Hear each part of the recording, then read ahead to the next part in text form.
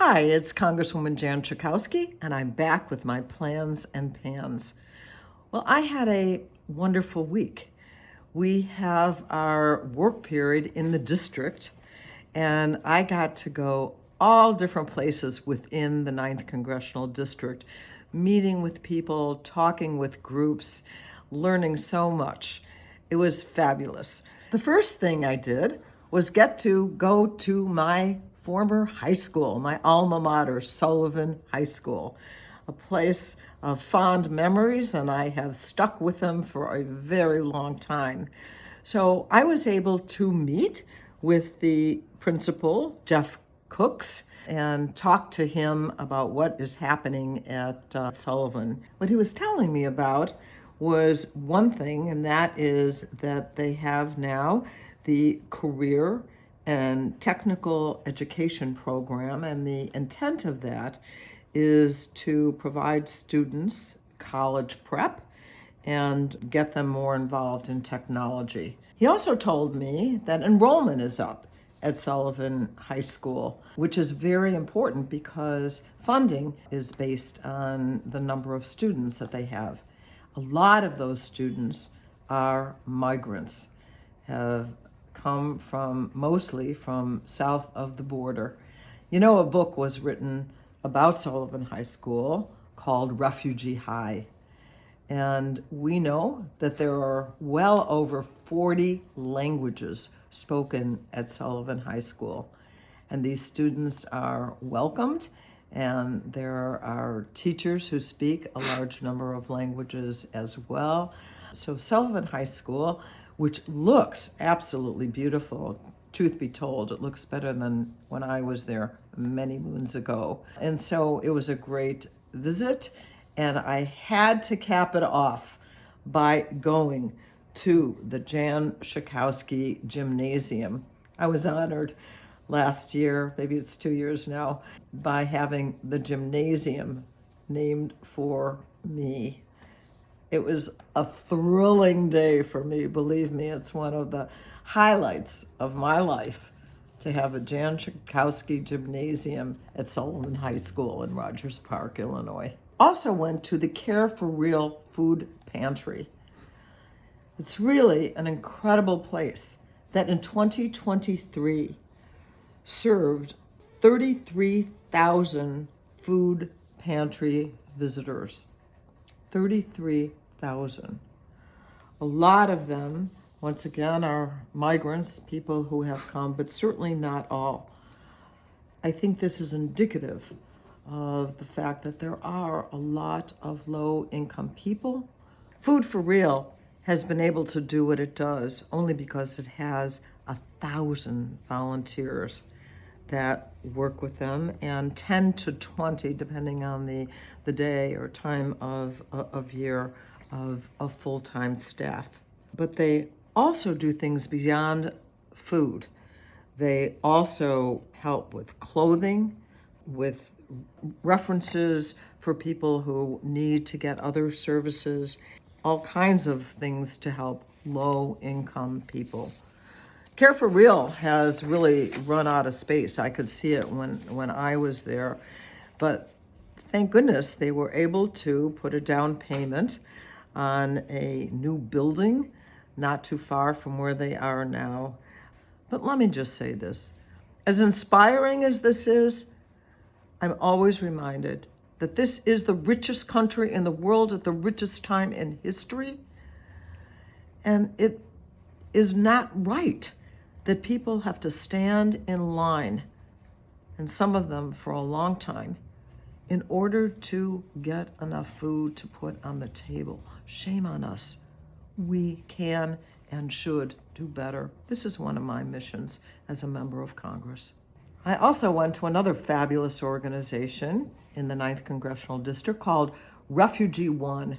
This is an organization that has been working for some time, addressing people who have dealt with war, terror, and persecution. In addition to taking a tour of Refugee One, I was there because I was able to get money for Refugee One for a mental health program. And so joining us was the regional director of the Department of Health and Human Services, Mike Carbonargi, who came along because he also wanted to see how this money from the federal government through me to Refugee One, how it was being spent. And all of us felt very rewarded by what we saw.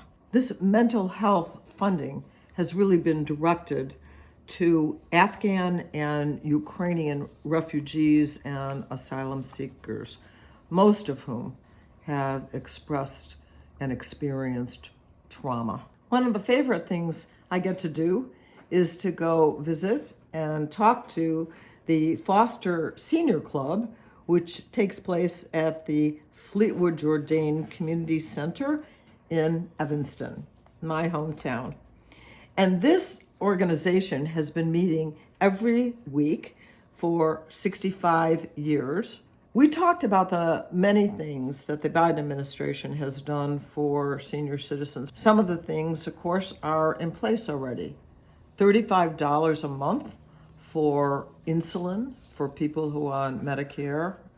I think I've told you before, I want to see that extended to all Americans. And we talked about the great things for seniors that came from the Inflation Reduction Act. One is the beginning of negotiations with Big Pharma, who charges Americans so much more than even the exact same medications around the world. Then there is also a cap that will be put on out-of-pocket spending for seniors. That's still something that's coming up, but it will say that the out-of-pocket costs of medications will not exceed $2,000 a year, which I know sounds like a lot of money, but think about some of the costs of prescription drugs that many people are either not able to afford or way over $2,000. So for low-income seniors, this is the good news. Those who are in the Extra Help program will pay $0 for Medicare Part D, that's the prescription drug program, premiums and deductibles. So check it out. If you qualify for that, you definitely want to drop those additional costs. I also got a chance to go to the village of Long Grove, which is in Lake County. It's just a new part of my district, so I was really excited to go out there. It's a very quaint town with lots of little shops. It's known for the wonderful kind of old-fashioned shops and stores that they have. I met with Long Grove president, Bill Jacob, about the community project funding, $2.5 million to make sure that the village could connect to the water from Lake Michigan. Right now, they only have wells. So this would be a big advance for the village of Long Grove. The problem is the budget in which this community project funding has not been approved. It's way overdue. It should have been done last year, but there's been all kinds of disagreements.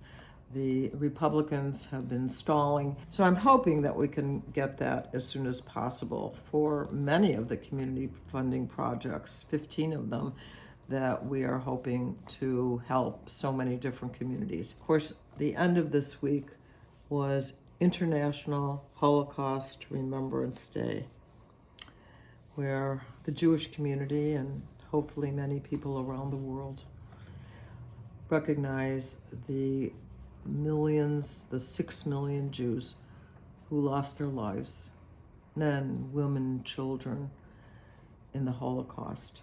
We say never again, not only as the Jewish people, but we do not want to see people dying in any place around the world. So this is a time to think about what the Nazis did, to give our love to the survivors that are still here, but also pray that the time for this kind of mass death is over. So that's it for me this week. and I'll see you next week. Thank you for watching my video. Make sure you subscribe to my YouTube channel and follow me on Instagram, Twitter, and Facebook, where my handle is @Jan Schakowsky.